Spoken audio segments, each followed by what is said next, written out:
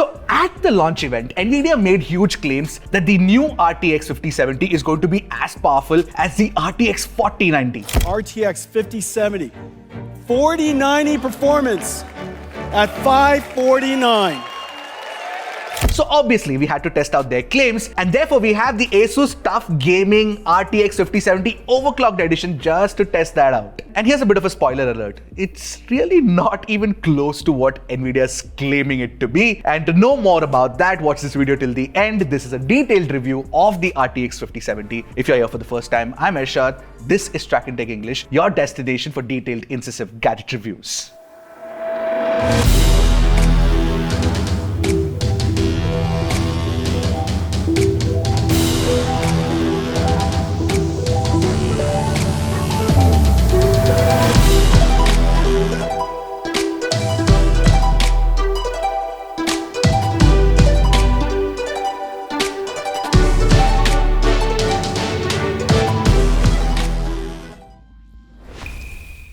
Now, since Nvidia compared the 5070 to the 4090, let's take a look at the specs of the two, right, side by side. So the 5070 has less than half the number of CUDA cores, transistors, tensor cores, and even the RT cores. Not only that, there's a massive difference in the VRAM and the TDP as well. I feel like Nvidia made a huge blunder by comparing the 4090 to the 5070 because it sets wrong expectations. Now, the 5070 is a GPU with 12 GB of VRAM and 250 watt TDP. In comparison, the 4090 has 24 GB of VRAM and 450 watt TDP. Where's the comparison hardware specs wise? The added perceived advantage, according to Nvidia at least, is the fact that the 5070 supports DLSS 4 and MFG. But we all know that the 4090 is also going to get DLSS 4 support with the transformer model as well. Talking about adding support, it would be awesome if you guys added your support by hitting that subscribe button and helping us make more reviews like these. Now, a little bit about the Asus TUF Gaming version of the 5070. Basically, this is a chiseled card and the build quality is absolutely fantastic. We love it, but it's obviously bigger than the Founders Edition. The other thing with the OC Edition is that the boost clock speed is higher than the standard base edition, which you can also do with the base edition if you want to, manually. Anyway, the build that we used for testing this specific card is the same build that we used in the 5090, and if you haven't watched that video yet, go check it out. A card should pop up right now. I know that a lot of folks were mentioning that why didn't we use the 9950 X3D for our build? At the time of shooting, it wasn't available, so we had to go with the 9800. But in any case, the 9800 is not going to be a bottleneck for the 5070 for sure. For those who don't want to watch an entire video of our build, there's a clear handy infographic for you to see exactly the kind of components that we've used in it. Pause the video right here, check it out if you want to. I'll move ahead to the performance testing. Now let me start off with the synthetic benchmarks. Of course, we have the 5070 and the 4090, but I've also added the 4070 for good measure because technically the 5070 is an upgrade of the 4070, so we need to see the differences. Even if Nvidia wants to believe that no, it's more powerful than the 4090. In Geekbench 6's OpenCL score, the RTX 5070 is just 5.7% faster than the RTX 4070. However, the RTX 4090 is 61% faster than the RTX 5070. Again, in 3DMark TimeSpy, the RTX 5070 is just 22% faster than the 4070. Yes, there are gains. However, the 4090 is 35.5% faster than the RTX 5070. The story continues with Blender benchmark as well. Of course, the 5070 is 16.66% faster than the RTX 4070. However, the 4090 is an absolute beast. It's 81.2% faster than the 5070. We also tested out the ray tracing performance, and here, of course, the 4th generation RT cores gives it a good improvement over the 4070, so the 5070 is 33.3% faster. But once again, considering the fact that you get so many RT cores on the 4090, it's 91.2% faster than the 5070, almost double the speed. So in conclusion, it's evident that at least hardware-wise, the 5070 is like a slight bump over the 4070 and nowhere close to the 4090. Now, I know that a lot of you guys will be like, Ershad, stop with these synthetic benchmarks. Play some games. Okay, let's do it.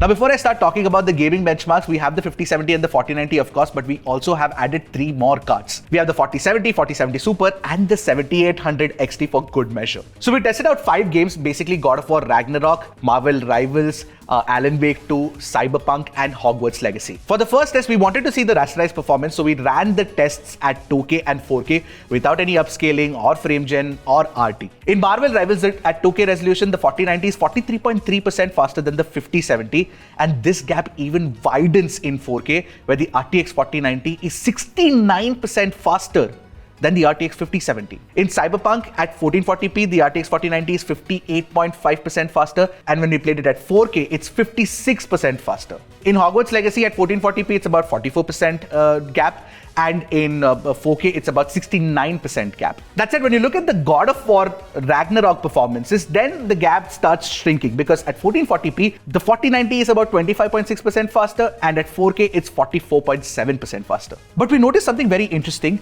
Take a look at the scores of the 4070 Super against the 5070, and the gap is actually non-existent. So much so that it makes me wonder, why is Nvidia charging so much more for the 5070? There is not that much more of an improvement. Now let's take a look at the ray tracing performance between these two cards, the 4090 and the 5070. It's very interesting. Now in Alan Wake 2 at 2K, the 4090 is 40% faster, and in Cyberpunk 2077, it's 64% faster. And in 4K resolution, this gap widens even further. It's 64% in Cyberpunk 2077 and 123% in Alan Wake 2. Now, does that mean that Nvidia lied to millions of consumers and viewers watching their launch event live? Well, they obviously won't do that. What they did is clever marketing, because where the 5070 actually beats the 4090 is with multi-frame generation, of course. Now, even in this scenario, when we look at 4090 running with DLSS 3.5 and 2x frame generation, you will notice that it is still 10% faster than DLSS 4 and 2x frame generation on the 5070. Now, where the 5070 starts,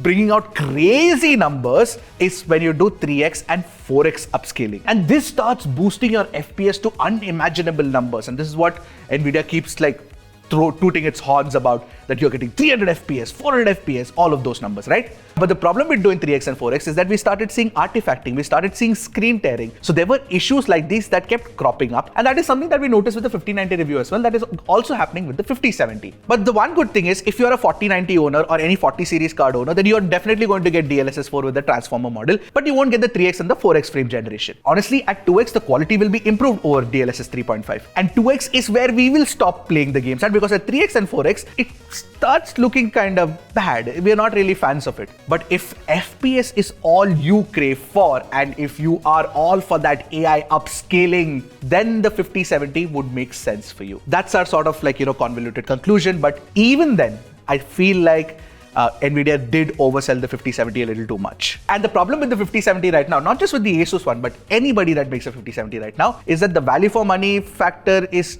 not very good. It's not looking good for these cards. And for about the same price, you get the 9700 XT and the 9700, which have 16 gigs of VRAM and definitely will give you better raw performance compared to the 5070. Even after all this, if you still want the 5070, try buying it. I challenge you. Try it. Really, just try it. It's not going to be possible. It's extremely difficult in the market right now to get a 50 series card. Until about the 4070, the 70 line of cards would obviously be looked at great value proposition prospects, but with the 5070, we are not feeling it, unfortunately. Good card, good tech, great frame generation, but not good value. Alright, so what do you guys think of our 5070 review? Let us know in the comments. And I'll see you guys in the next one. Until then, keep tracking and stay safe.